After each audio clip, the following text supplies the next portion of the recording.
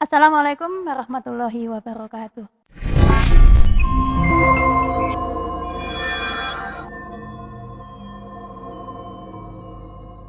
Jumpa kembali di podcast Aspirasi, ini jilid yang keempat ya. Nah ini sekarang bersama dengan Angga, kita bincang-bincang ya. Siap. Pada ini pas kesempatan kali ini kita mau ngomongin apa nih Ga? Silakan Ga. Ya, halo teman-teman semua. Jadi untuk di petang ini ya, jadi kita bakal ngobrol sama Bu Reni soal yang lagi hangat-hangatnya nih. Apa tuh? Jadi kemarin pusat lagi rame-ramenya buat ada sebuah kebijakan seperti lebih tepatnya kayak gitu soal PKM gitu kan ya, pembatasan kegiatan masyarakat. Nah, ini yang jadi bikin saya bingung juga, Bu. Apa kemudian yang bedanya sama PSBB gitu. Tapi sebelum itu, Bu ya, biar teman-teman di rumah juga bisa paham gitu.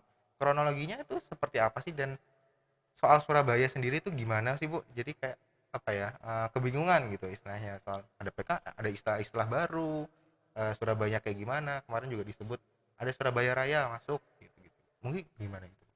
Ya, jadi memang di Surabaya ya sekarang tengah hangat, apakah akan ada PSBB lagi atau gimana gitu ya. Jadi eh, tanggal 6 Januari kemarin memang keluar instruksi Menteri Dalam Negeri nomor 1 tahun 2021 yang ini menindaklanjuti dari apa yang sudah disampaikan oleh Ketua Gugus COVID COVID. yang di nasional ya, yang disampaikan Pak Erlangga kemarin itu. Kemudian secara dokumen gitu ya, keluar namanya Instruksi Menteri Dalam Negeri nomor 1 tahun 2021 tentang pemberlakuan pembatasan kegiatan untuk pengendalian penyebaran COVID-19.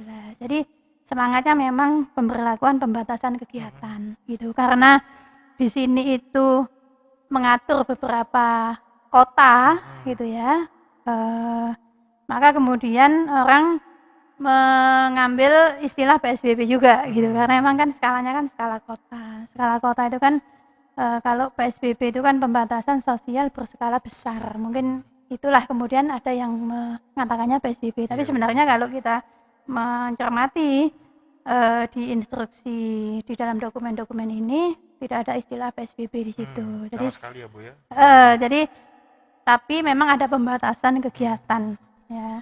Pembatasan kegiatan di beberapa hal ya. Ini secara detail dijelaskan di sini. Nah, yang menarik adalah bagi kita yang di Surabaya, Surabaya ini masuk di antara wilayah yang harus diberlakukan pembatasan kegiatan di beberapa aturan ya. Ini kan seperti ini nih, ini dibuatkan gini ya. Jadi pemberlakuan pembatasan kegiatan di Jawa Bali pada periode 11 sampai 25 Januari ini 14 hari ya, berarti 14 hari mana saja gitu ya. Nah, salah satunya adalah Surabaya. Surabaya Raya. Kalau Surabaya Raya itu berarti Surabaya, Sidoarjo dan Gresik gitu. Nah, apa saja yang diatur gitu kan. Nah, nanti terkait dengan tempat kerja 75% itu work from home ya, berarti 25%-nya bisa di tempat kerja. Kemudian pembelajaran nggak boleh tatap muka, jadi full semua dilakukan daring gitu ya. Kemudian terkait dengan perbelanjaan diatur maksimal di jam 7 ya, 19.00 gitu ya.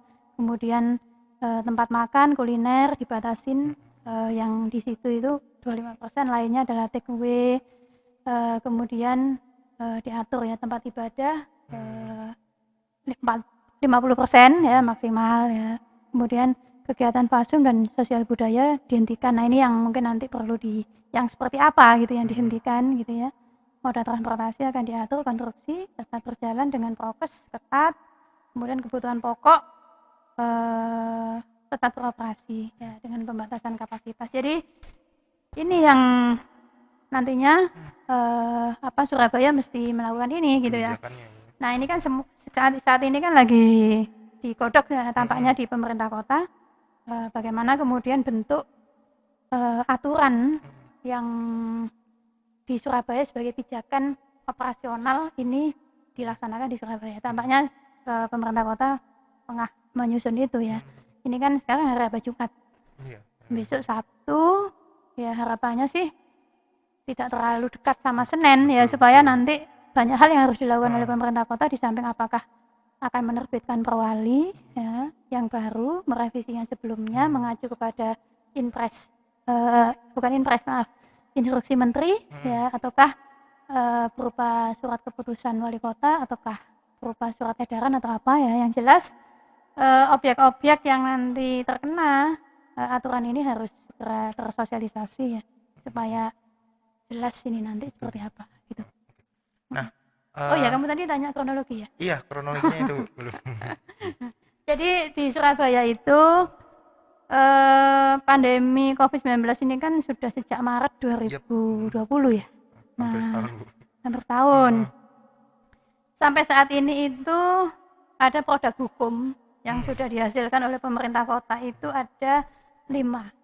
Ya, 1, 2, 3, 4, 5. Jadi ada Perwali 16 2020. Perwali 16 ini perwali yang mengatur tentang PSBB yang pertama kali.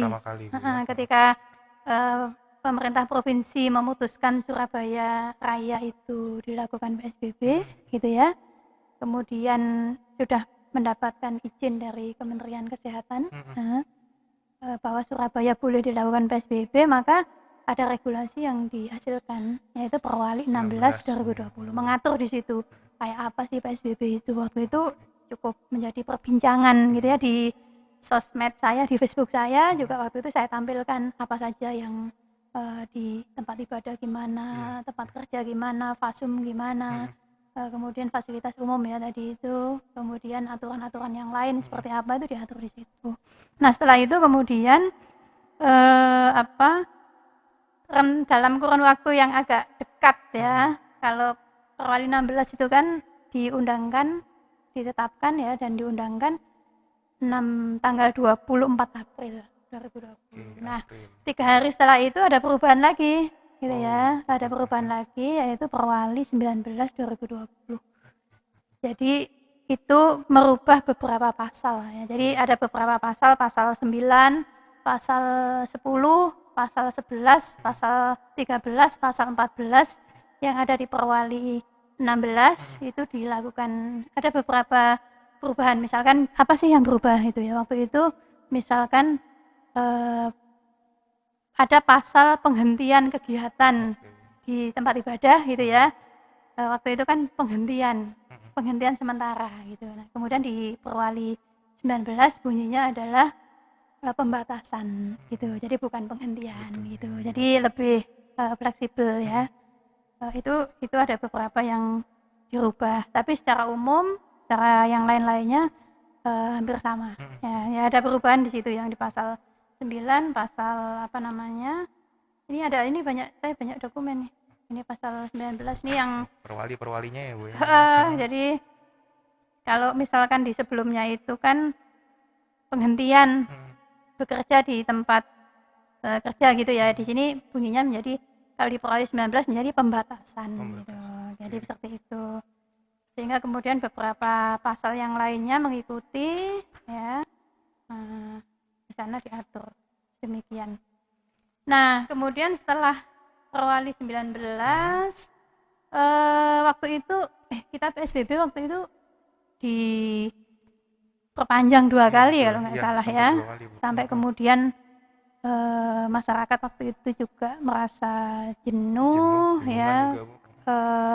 Ada beberapa aturan yang tampaknya juga tidak begitu efektif gitu ya. Kemudian ekonomi ya semakin sulit ya pada waktu itu ya. Waktu PSBB kedua dilanjut, dirasa mungkin efektivitasnya mungkin ya, kalau saya bilang itu penegakannya mungkin masih kurang gitu ya, sehingga orang nggak boleh begini, orang masih melakukan ini dan sebagainya, karena memang itu masa-masa awal pandemi, jadi semuanya serba kita mungkin kurang siap gitu. Sampai kemudian setelah 14 hari PSBB pertama, dilanjut 14 hari PSBB yang kedua. Nah, ketika mau masuk di 14 hari setelah itu, kan masuk waktu itu kan ini PSBB ketiga atau gimana gitu Iya, ya. Waktu betul. itu banyak sekali masukan dan sebagainya. Akhirnya pemerintah provinsi menyerahkan ke daerah Kota, ya, dalam daerah. kota. Hanya memang harus ada semacam, mungkin kalau kita dulu dengar itu new normal gitu. New Jadi normal. ada hal-hal baru gitu ya. Memang bunyinya tidak lagi PSBB ya, tapi bagaimana ada kebiasaan baru New normal gitu. lagi. Itu diatur bagaimana gitu. Misalkan memperkuat protokol kesehatan dan sebagainya. Dari situlah kemudian keluar yang namanya Perwali 28. Oke, dari 16, 19 sekarang 28 ya, Bu ya. Kalau Ketiga Perwali nih. 16, 19 itu masih di masa PSBB. Mm-mm. Ya.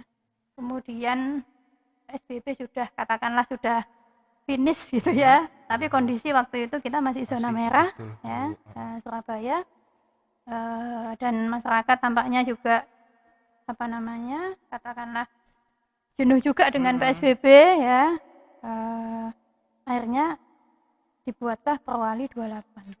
Perwali 28 itu tentang kebiasaan ya, jadi pedoman terkait dengan kebiasaan baru ya, semacam tatanan new normal gitulah. Di masa pandemi COVID-19 ya. Di situ kemudian diatur bagaimana tempat kerja, bagaimana fasilitas umum, bagaimana pemakaman ya, bagaimana kemudian kewajiban masyarakat harus apa gitu, pemerintah harus apa ya, detail di situ. Nah, nanti bisa dilihat di kalau mau lihat perwali-perwalinya itu ada di JDIH Surabaya gitu ya, atau ada juga mungkin kemarin saya minta di-upload juga di website saya di renastuti.com ya, supaya mungkin bisa tahu yang seperti apa sih gitu ya. Mungkin bisa untuk edukasi juga gitu. Nah, setelah Perwali 28 gitu ya. Kemudian ada revisi lagi ya. Kalau Perwali 28 itu 10 Juni. Oke, ininya. April ke Juni itu sudah 3. Kemudian keluar Perwali 33 ya. Itu 13 Juli. Oke, Ya. selang 1 bulan ya, Bu. Nah, mungkin tanyanya gini, apa sih yang membedakan Perwali 28 sama Perwali 33 gitu ya. Itu ada cukup krusial juga. Di Perwali 33 itu kita mungkin pernah dengar pada waktu itu lagi rame-rame orang kalau mau masuk Surabaya harus rapid. Betul, gitu kan, ya. harus menunjukkan hasil rapid gitu ya. Waktu itu juga, nah ini gimana kalau kerjanya bolak-balik ya, Sidoarjo sini tiap hari dan sebagainya. Ternyata pada waktu itu untuk yang sifatnya komuter itu pulang pergi seperti itu tidak kena gitu ya. Tapi untuk yang nggak pernah ke Surabaya, tiba-tiba ada tugas kerja di sini selama berapa hari gitu. Tapi saya melihat aturan itu juga tidak begitu di jalan gitu ya. Saya belum begitu mendengar lah ada orang dites mana rapidnya dia kerja. Artinya ya ini menjadi evaluasi bersama. Ada beberapa aturan yang memang di semua pasal-pasal tampaknya tidak semua ya. Waduh, batuk nih. Kalau batuk masa COVID gini agak ini ya. Tapi alhamdulillah hasil swab saya hari ini keluar negatif ya, alhamdulillah. Moga-moga sehat terus ya kita ya. Siap, amin Bu. Jadi seperti itu. Nah, kemudian yang membedakan di Perwali 33 itu ada pembatasan aktivitas sampai ini jam 10 malam.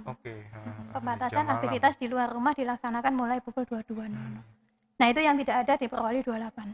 Kemudian kalau di Perwali 28 itu ada tempat kerja, di tempat hiburan itu masih boleh berkegiatan. Nah, di Perwali 33 ini lebih kencang. Kayak untuk di tempat karaoke, bar, kemudian di tempat-tempat hiburan gitu ya, itu yang tidak dimungkinkan bisa dilakukan protokol kesehatan itu dilarang gitu. Yang boleh hanya untuk kegiatan olahraga yang kecuali kayak gelanggang renang nggak boleh gitu. Kemudian ada aturan-aturan begitulah ya, yang kayak bersama-sama itu berkerumun itu lebih didetailkan di Perwali 33 gitu ya. Terus kemudian jam malam tadi, terus ada tadi yang apa namanya, yang matrik apa tadi nyiapin matrik apa? Oh ini. Jadi kemudian ada sanksi juga. Jadi sanksi yang di Perwali 33 itu mungkin pernah dengar ya.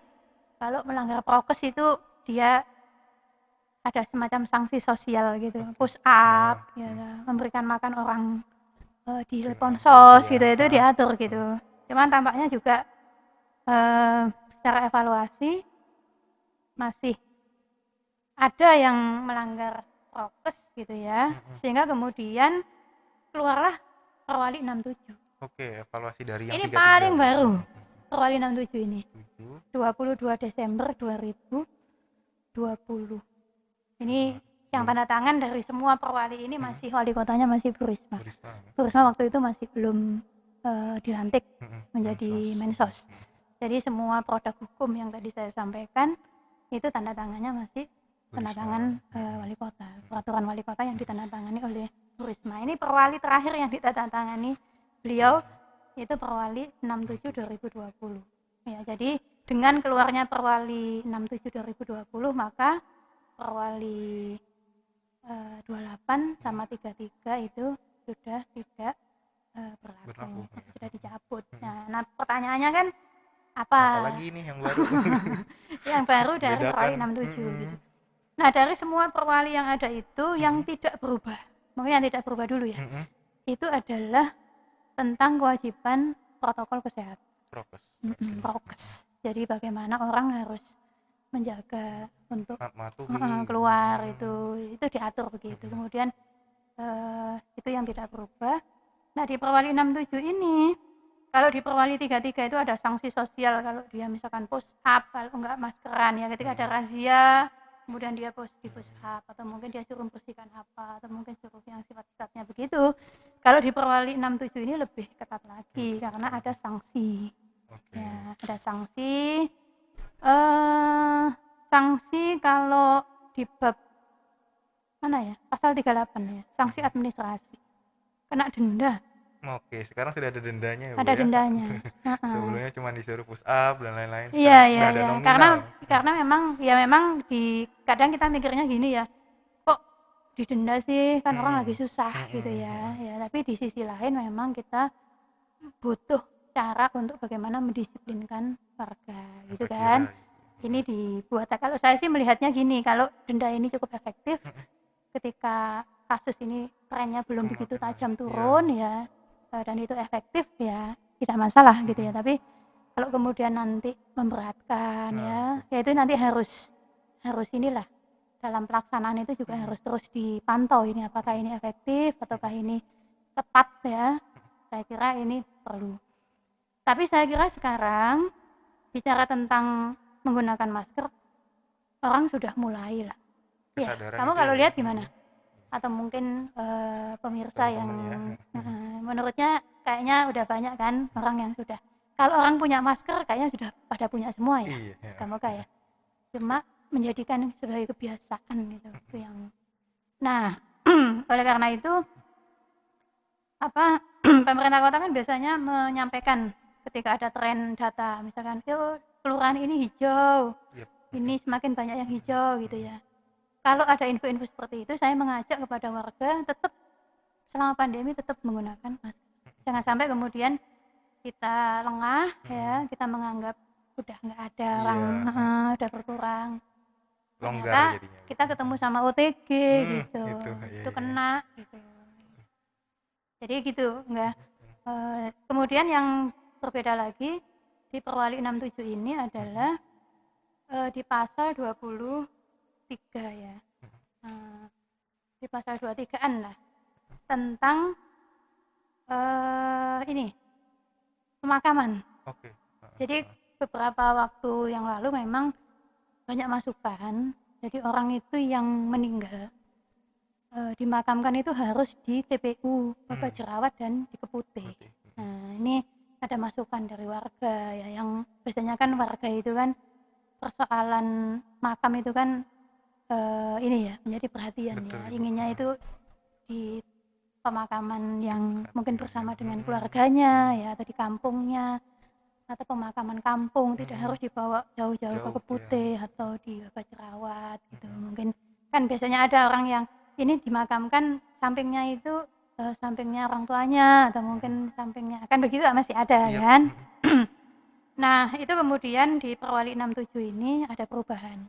Kalau sebelumnya di Perwali 28 itu diatur harus kalau meninggalnya karena COVID atau diduga mengarah ya dari hasil diagnosa itu COVID, untuk menjaga antisipasi lah. Itu kemudian disarankan di TPU Keputih sama Bapak Jerawat. Tapi di Perwali 67 ini tidak. Jadi boleh tidak di Bapak Jerawat atau di Keputih, tapi dengan ada beberapa ketentuan syarat. Misalkan tempat pemakaman itu harus berjarak 500 meter kalau nggak salah dari pemukiman. Kemudian galiannya itu diatur minimal sekian 1,5 kalau nggak salah ya, 1,5 meter dari permukaan gitu. Jadi ada aturan-aturan seperti itu ya di Perwali 67 ini. Saya kira ini menjadi berita yang inilah harapan, karena saya melihat ketika reses atau ketemu warga itu yang dikeluhkan. Kenapa harus dimakamkan di sana? Kenapa nggak bisa dimakamkan di pemakaman yang dekat pemukiman saya dan sebagainya itu. Ya, ini saya kira hal baru di Perwali 67 yang moga-moga nanti warga tetap bisa memenuhi ya, dan misalkan yang memakamkan harus ada menggunakan APD dan segala sesuatunya itu harus tetap. Jadi jangan sampai perubahan aturan ini kemudian menimbulkan persoalan baru. Jadi masukan warga ya, aspirasi warga sudah didengar ya. Nah, tapi hal-hal teknis harus tetap diperhatikan. Gitu. Ya, banyak ya. Tadi juga sekaligus menjawab Bu. Jadi awalnya mau nanya soal perbedaan, dan ternyata udah kerekap juga di sini gitu. Dan dengan berjalannya ini, terus kemudian ada PMK ya, istilah baru untuk PSBB dan sebagainya itu Bu. Untuk kedepannya kayak gitu Bu. Untuk gimana ya ke depan Surabaya Raya khususnya kayak gitu kan? Iya. Oh iya, sedikit maaf. Selain sanksi denda tadi untuk personal ya yang nggak menggunakan masker, itu juga tempat usaha juga kalau misalkan tidak memenuhi aturan ya, kewajiban terkait dengan menjaga prokes dan sebagainya, itu juga ada denda ya. Usaha mikro 500.000, usaha kecil 1 juta, usaha menengah 5 juta, usaha besar 25 juta. Saya mendorong ya pendekatan edukasi tetap ya dilakukan ya. Kemudian baru pendekatan yang sifatnya adalah finansial begini gitu. Tapi wis dielingno, wis dikandani, wis bolak-balik diingatkan, tapi sik melanggar ya tetap harus ada shock terapi seperti ini. Dan moga-moga warga Surabaya inilah, karena nanti ada aturan-aturan juga nanti gimana bayar. Kalau bayar denda juga enggak harus ngasihkan dendanya itu ke petugas, enggak ada begitu. Jadi nanti ada semacam form gitu ya yang diisi pelanggarannya apa ya, nanti dikasih kemudian diserahkan kayak gini nih, diatur misalkan pembayaran denda langsung ke kas daerah bukan ke petugas, diatur di pasal 43 ayat 4 di bab 11 ya. Kemudian yang belum membayar denda KTP-nya disita. Kemudian bagi warga yang tidak mampu membayar, nah Pemkot memberikan kemudahan dengan menunjukkan SKS. Jadi yang tidak mampu nggak kena denda. gitu ya. Makanya nanti ada edukasi ya. Jadi apa namanya, bagi mereka keluarga yang tidak mampu ya, kemudian dia yang melanggar prokes ya dia tetap diingatkan gitu. Cuman dia tidak kena denda 150. Jadi 150 ini tidak untuk SKM. Bagi pelaku usaha yang tidak membayar, ada tambahan hukuman, yaitu tempat sementara tidak boleh operasi. Oke, Jadi kalau dia belum bayar, tutup dulu gitu ya. Ini saya kira saya berharap aturan ini sebenarnya semangatnya itu kan bagaimana agar COVID ini bisa turun, kan begitu kan? Bukan dalam konteks mempersulit ya. Dan kita nggak ingin juga mengada-ngada. Kemudian ya nanti kalau ada sikap dari petugas ya, dari Satpol PP yang kurang tepat ya, disampaikan saja ke teman dewan atau sampaikan. Sekarang kan masyarakat sudah tambah ini ya, cerdas ya, dan transparan, terbuka, punya sosmed dan sebagainya. Cuman memang harus yang disampaikan harus dengan cara yang baik lah, supaya harus saling menjaga gitulah, gitu enggak. Terakhir sebenarnya ya yang belum ya. Jadi kalau instruksi Menteri Dalam Negeri yang dari pusat itu yang ditandatangani per 6 Januari 2021 yang kalau banyak info viral itu PSBB Jawa Bali itu. Sebenarnya bahasanya sih kalau di sini pemberlakuan pembatasan kegiatan ya. Ini misalkan diperlakukan di Surabaya, apa bedanya dengan PSBB kan begitu kan? Itu kan mungkin ya pertanyaannya ya. Sama nggak dengan PSBB dulu itu yang 2020 yang bulan April dulu itu gitu. Jadi gini, sebenarnya kalau saya lihat ya, aturan-aturan yang di pembatasan kegiatan ya, jadi yang dari pusat itu lebih terukur angkanya.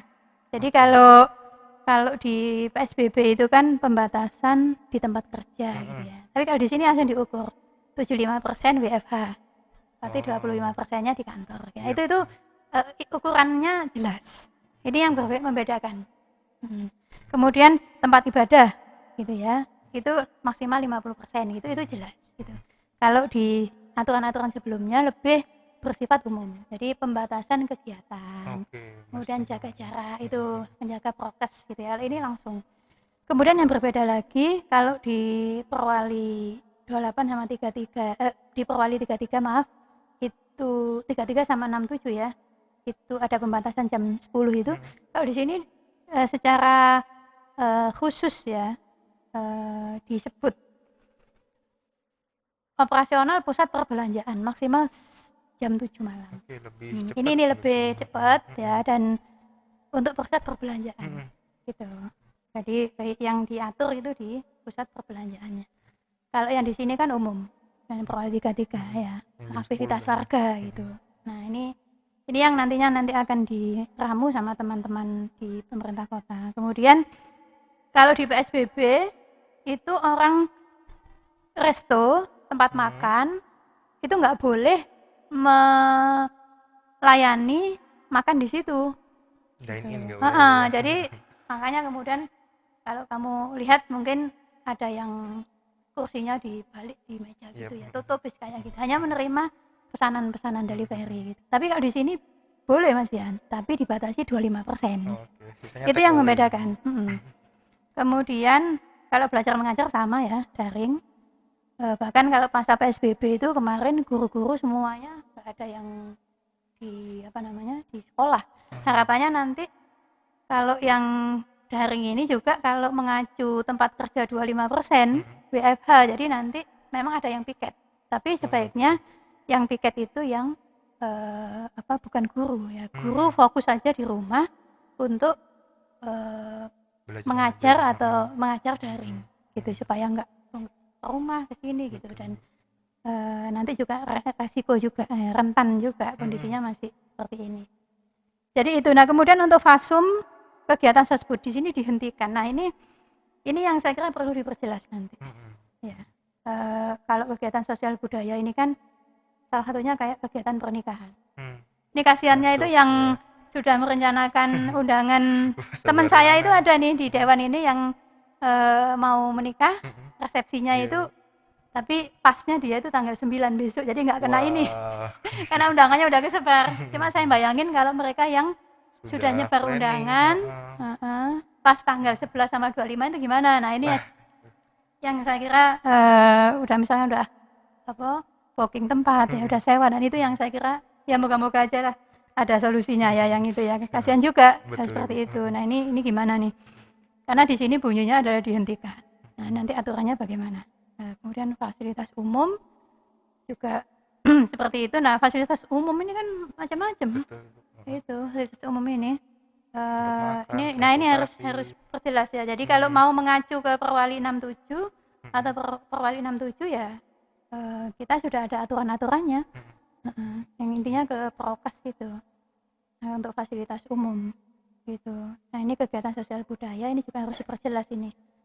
Kalau mau mengacu yang Perwali 67 sebenarnya juga bisa sebenarnya. Itu sudah diatur juga di situ. Kemudian untuk moda transportasi di Perwali 67 tampaknya juga sudah ada nanti kayak di apa angkutan umum harus jaga jarak, harus ada sarana-sarana penunjang dan sebagainya gitu. Jadi itu tentu harapannya ke depan bagi pelaku usaha memang pembatasan-pembatasan itu menjadi persoalan baru Betul Ibu. gitu ya. Oleh karena itu harus tersampaikan dengan ini Sosialisasinya Ibu. dengan sosialisasi dengan baik gitu ya, supaya nanti harapan kita itu nanti tidak ada lah kemudian yang berujung kepada denda-denda atau mungkin berujung pada sanksi-sanksi gitu ya, tapi lebih kita bersama-sama. Dan yang juga menjadi perhatian adalah pemberlakuan pembatasan ini targetnya adalah bagaimana kasus itu menurun 50%. Nah ini saya kira harus menjadi outcome ya. Outcome dari kebijakan ini. Ya itu harus terukur. Saya mendorong kepada teman-teman di pemerintah kota untuk mengukur itu. Ya sekarang existingnya berapa? Setelah ini nanti kalau diperlakukan ya kita memperlakukan ini sebagaimana instruksi dari pusat itu 50% berkurang. Jangan sampai kemudian warga sudah kita minta begini dan sebagainya, nanti ada hal-hal lain yang tidak efektif, orang sudah mengurangi untuk kegiatan ekonominya gitu ya, ternyata kasus ini masih karena hal-hal lainnya kurang mendapatkan perhatian gitu. Dan tentu semua ini kembali lagi kepada kita semua gitu ya, karena di dalam instruksi menteri ini juga penguatan tentang protokol kesehatan itu juga disampaikan terus ya, jadi diingatkan terus gitu ya pada semuanya. Oh ya, kenapa Surabaya masuk daerah yang dibatasin gitu ya. Jadi kalau di sini itu diatur jika ada satu di antara 4 kriteria maka masuk menjadi provinsi atau kabupaten atau kota yang diberlakukan pembatasan ini. Apa saja itu? Jika tingkat kematian di atas rata-rata tingkat kematian nasional. Nah, kita ini tingkat kematian kita itu di atas tingkat kematian nasional. Nah, kalau tingkat kematian nasional itu per tanggal 8 ya, 8 Januari, ya katakanlah ya sekitar tanggal 5, enggak beda jauh lah, bulan awal-awal Januari ini, itu tingkat kematian kalau nasional itu 2,94. Nah, Surabaya itu 7,37. Wow. Tuh. 3 kali lipat lebih. Ini yang kalau di sini aturannya adalah jika daerah memenuhi salah satu unsur atau lebih dari 4 parameter tadi itu kena gitu loh. Minim Nah, 1. cuman kan mungkin kemarin ada yang daerah lain yang zona merah kok nggak kena gitu. Itu gimana hitungannya ya? Itu nanti silahkan lah, karena di sini juga diatur ya bahwa provinsi boleh